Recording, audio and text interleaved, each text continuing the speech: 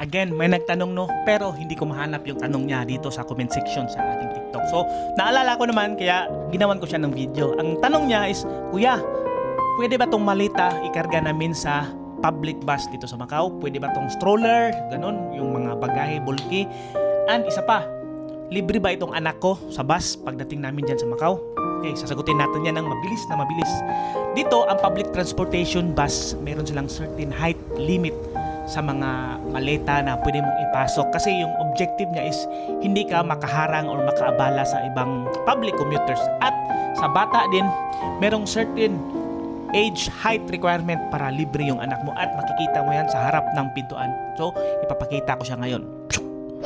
So, ito siya mismo sa bus. 1.3 meters tall ang pwedeng papasukin ng bus, yung maleta, at saka 1 meter tall ang bata para maging libre sa bus. Tamang-tama, nakaupo tayo sa front seat, so kaya naisip kong sagutin yung madalas na tinatanong nila. Meron akong separate video na naka-specify dito sa bus na ito, Macau Transportation Guide Bus Edition. Hanapin nyo na lang dito. And one more thing, bawal kang kumain sa loob ng bus. Kahit may dala kang pagkain like burger or McDo, fries, wag mong kainin sa loob. Food and drinks. So yan, malinaw na yung data. I hope magiging gabay nyo ito sa pagpunta nyo dito sa Macau.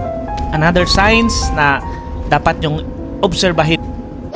So that's it guys. If you want to know more about life and story here in Macau, don't forget to follow this TikTok account or kung saang platform man ito napanood. Actually, meron akong Facebook, meron din akong YouTube. So usually pag TikTok, dito ako nagbabad kasi mas madaling gumawa ng content, video, play. Pag sa TikTok, pag sa YouTube kasi long process pa, gagamit pa ako ng computer, so dito ako madalas. And you can comment here kasi madalas akong online, masasagot ko yan. Thank you for watching. Peace! Bye-bye!